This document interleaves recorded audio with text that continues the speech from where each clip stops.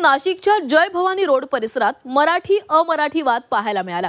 वाहन चालवण्यास शिकणाऱ्या एका अमराठी व्यक्तीने दुसऱ्या कारला धडक दिली आणि या धडकेनंतर या अमराठी व्यक्तीने अरेरावी केल्याचा आरोप आहे। तसंच या व्यक्तीने मराठी माणसाबाबत आक्षेपार्ह शब्द वापरल्याचा आरोपही करण्यात आलाय। या घटनेनंतर मराठी माणसाने मनसे पदाधिकाऱ्यांशी संपर्क साधला। मनसेकडून त्याला समज देण्याचा प्रयत्न करण्यात आला, तरीही या व्यक्तीकडून अरेरावी सुरूच होती। त्यामुळे मराठी बोलण्यास नकार देणाऱ्या या व्यक्तीला मनसेने चोप दिलेला आहे।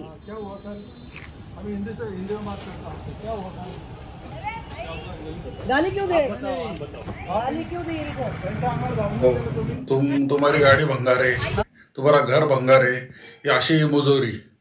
मग आम्हाला कळल्यावरती आम्ही तिथे गेलो आणि त्याला समज दिली, पण तरी तो उर्मटपणे बोलत होता की मी हिंदीत बोलेल, मराठी बोलणार नाही, काय करायचं करून घ्या। मग आम्हाला त्यांना समज मनसे स्टाईलने त्याला द्यावंच लागली।